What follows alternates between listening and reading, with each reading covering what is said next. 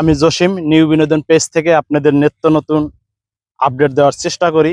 আশা করি আপনারা দেখতে পারতেছেন এটা হইলো তরমুজের একটা ক্ষেত।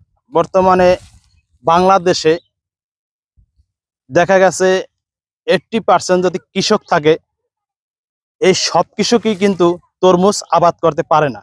কারণ কি, সবাই যদি তরমুজ এইভাবে আবাদ করতে পারতো তাহলে প্রত্যেক জায়গায় জায়গায় তরমুজ আবাদ করতো। কিন্তু তরমুজ আবাদ এমনই একটা জিনিস যে এত পরিশ্রম করা লাগে, এত শ্রম দেওয়া লাগে, যা খেতে না আসলে আমি বুঝতাম না যে তরমুজে যে এত খাটনি, এত যে পরিশ্রম কইরা এই তরমুজ আবাদ করছে। দেখতে পারতেছেন অনেক সুন্দর তরমুজ আবাদ হয়েছে। অনেকে ভাবেন যে গাছ লাগাইলেই তরমুজ হয়, এরকমের কোনো বিষয় না।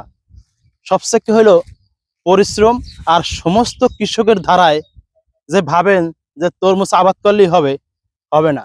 কারণ কি, কেউ পারে গ্যান্ডারি আবাদ করতে, কেউ পারে বেগুন আবাদ করতে, কেউ পারে সিম আবাদ করতে। যার যে মেধা থায় ধরে সেটাই সে আবাদ করতে পারে। কিন্তু দেখা গেছে সবাই যদি এভাবে তরমুজ আবাদ করতে পারতো তাহলে প্রত্যেক জায়গায় জায়গায় তরমুজ থাকতো। অবশ্যই দেখছেন যে তরমুজ অনেক সুন্দর তরমুজ হয়েছে এবং অনেক সুন্দর একটা ফসল আবাদ করছে।